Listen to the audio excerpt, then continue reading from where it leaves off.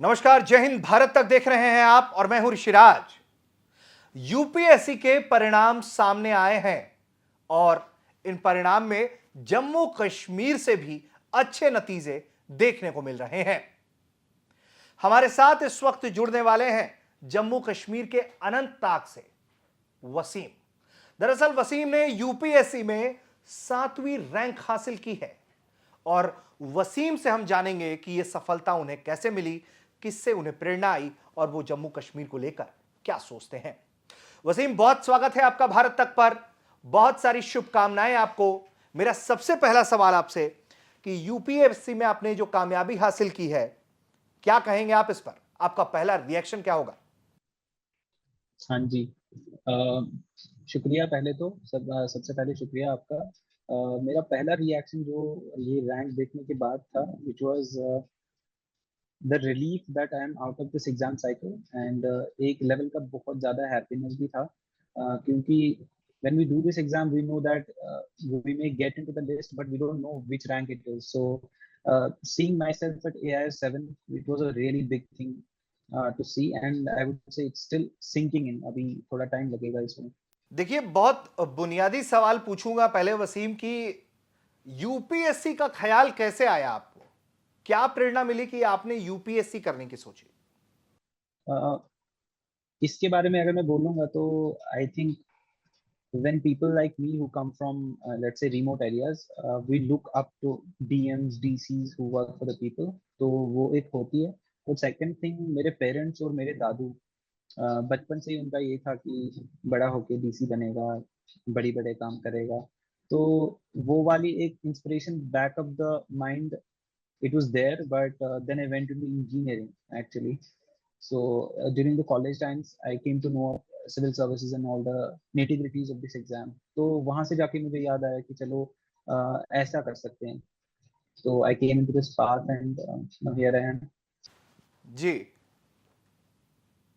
तो वसीम, एक एक एक सवाल बहुत ये है सबसे पहले मेरे मन में ये कि कश्मीर के हालात पर क्या कहना चाहेंगे?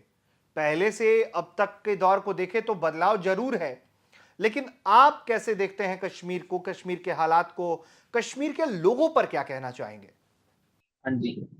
सबसे पहले तो मैं ये बोलूंगा कि मतलब हम अफसरशाही बोलते हैं, but if you look at the terminology which is used, which is public servant, तो अल्टीमेटली हम जो पब्लिक के नौकर हैं, तो उनके लिए काम करना है। That is the ultimate point of this job and I would say any other job. तो उस हिसाब से मेरा जो है long term goal, I would like to really focus on education. If I get the chance to do that, I would be really grateful for that. And second thing is, हमारे समाज में जो कुछ पिछड़े वर्ग हैं, जैसे ट्राइबल्स हैं या any other community, I would like to work for their upliftment. तो वो एक constantly मेरे दिमाग में रहा है during this preparation that I want to do that. हालात के बारे में तो I won't say much, but the point is that I think the youth that is there, they are really talented and they can do a lot of things. तो बहुत सारे मतलब जिनको मैं जानता हूँ, जैसे मेरे अपने दोस्त हैं। I have one friend who got rank 84 this time. He is also from Kashmir only, Naveed. तो ऐसे ऐसे लोग जो होते हैं, दे show that it's always possible for people from any place including Kashmir to achieve really really well in their life.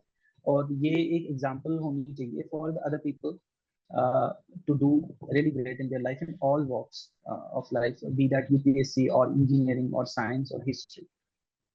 Kashmir को जानने वाले वसीम, ये जरूर मैं कहूंगा कि जो लोग वसीम कश्मीर को जानते हैं वो जानते भी हैं कि अनंतनाग जो है वो किस तरह का इलाका है। अनंतनाग से आने के बावजूद इतनी मेहनत, इतनी लगन और फिर यहां तक का मुकाम, यकीनन ये मामूली नहीं है वसीम।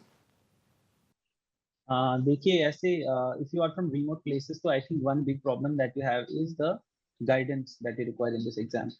यहाँ पे for example I am currently at NIT Nagpur, तो there are many people here who are from remote places, तो उनके पास भी गाइडेंस नहीं थी। तो हर किसी ने अपने अपने हिसाब से, they have had their own paths and उन्होंने कहीं से गाइडेंस लिए। तो मैंने जैसे for example I didn't have any guidance, then I went to Delhi, और वहाँ पे I came to know about the exam because जैसे you go to Karol Bagh and all, तो you come to know many things about exam that you may not know if you are at your home. तो वो वाली एक चीज होती है. So if you do not have guidance, you can go out and ask people, ask those people who have done the exam, ask those people जिन्होंने appear किया है. तो वो वाली सारी चीजें हेल्प करती हैं. वसीम, पहला अटेम्प्ट, दूसरा अटेम्प्ट और फिर तीसरा अटेम्प्ट जिसमें अब नतीजे ये सामने आए, क्या सबक मिला? क्या ऐसा आपने पहले और दूसरे अटेम्प्ट से सीख लिया जिसने आपको यूपीएससी के 7वें पायदान पे, टॉप के 10 में से 7वें रैंक पर आप जा पहुंचते हैं? इंटरव्यू के ड्यूरिंग तो काफी मतलब डैफ के रिलेटेड होता है mostly. So there were a lot of questions about anthropology, because मैं एंथ्रोपोलॉजी से हूँ. तो ट्राइब्स वगैरह के बारे में पूछे थे कुछ. ऐसे पर्सनल क्वेश्चंस जैसे फॉर एग्जांपल कि what dishes you like and आप क्या प्रेफर करोगे, कौन सी मूवीज देखते हो. तो ऐसे थोड़ा कॉन्वर्सेशनल स्टाइल इंटरव्यू हुआ था, more than factual kind of interview. तो वो वाली चीजें इंटरव्यू में I would say for all the people who are going to appear in any kind of interview, especially UPSC interview, it's more about what you have done already in your life. तो वो आपका dash रहता है, आपका background क्या है, आप कहाँ से हो, आपने क्या किया है, इन चीज़ों पे फोकस करना होता है. I think that is more than enough. तो सबसे पहला जो मेरा अटेम्प्ट था which I wrote in CSC 2020, I got rank 225. So मैंने ऑलरेडी वो क्वालिफाई तो किया था. उसमें मेरे को इंडियन रेवेन्यू सर्विस मिला था, which I am currently undergoing training of that only at NITT Nagpur. तो वो पहला अटेम्प्ट था. तो पहले अटेम्प्ट में मुझे ये लगा कि I did well I think, but there were some issues obviously. So वो मुझे लगा कि वो मैं लेटर ऑन आगे जाके अटेम्प्ट में करूंगा. तो अभी ये वाला अटेम्प्ट जो मैंने दिया, तो इसमें मैंने सोचा कि चलो वो सारी जो अगर कुछ खामियां थी, there were some mistakes and there were some things that I could not do in that short period of time. So इस टाइम मैंने वो फुलफिल करने की कोशिश करी एंड इट वर्क. चूंकि वक्त की कमी है वसीम, आप बहुत कम वक्त के लिए आपने कहा था कि आप जुड़ेंगे। सवाल ये भी है जरा कि बड़ा खुशी का माहौल है, बहुत कामयाबी मिली है आपको, ऊपर वाले ने बहुत कामयाबी से नवाजा है आपको। घर वालों का रिएक्शन कैसा रहा? घर वालों ने क्या कहा जब ये जानकारी उन तक पहुंची? उनके बारे में कुछ बताइए, घर वालों के बारे में बताइए। सो आज दिन में जब रिजल्ट आया था, तो मेरे 3 यंगर सिबलिंग्स भी हैं, तो मैंने घर पे फोन लगाया. I think they were not expecting कि उस टाइम पे रिजल्ट आए. तो मैंने उनको फोन लगाया, मैंने बोला कि एग्जाम का रिजल्ट आ गया. Now they were also holding their breath कि क्या हो गया. तो मैंने बोला ऐसे ऑल इंडिया रैंक 7 आई है. तो then my mom was so happy that she was almost crying. तो वो वाली चीज देख के आपको सच में लगता है कि हाँ, these moments in your life you will never forget आगे जाके, and all the struggles that you have gone through, they were well worth it. तो वो वाली चीज मुझे भी लगी यार, जो अपने सिबलिंग्स को मतलब उनसे बात करके दे आर सो इंस्पायर्ड. तो वो देख के भी बहुत अच्छा लगता है. तो एक आखिरी सवाल आपसे वसीम हम करेंगे, वो ये कि क्या बदलाव लाएंगे जब अहम जिम्मेदारी के पद पर आप बैठते हैं? किस तरह के बदलाव लाना पसंद करेंगे आप? क्या आइडियल सिचुएशन आप सोचते हैं? देखिए, समाज तो आइडियल वो समाज होगा जहाँ पे सारे लोग एजुकेटेड होंगे, सारे लोगों की हेल्थ अच्छी होगी, सारे लोगों के पास स्किल्स होंगे. तो सिविल सर्विसेज का एक बड़ा रोल डेवलपमेंटल रोल रहता है, विच वर्क्स मतलब बैकग्राउंड में civil servants work on education sector, on many other sectors. तो मैं एक ऐसा समाज चाहूँगा कि हमारे देश में जो भी एजुकेशन के रिलेटेड अगर है, तो वो सारी चीज़ें हम फुलफिल करें, so that by 2047 we are one of the developed countries.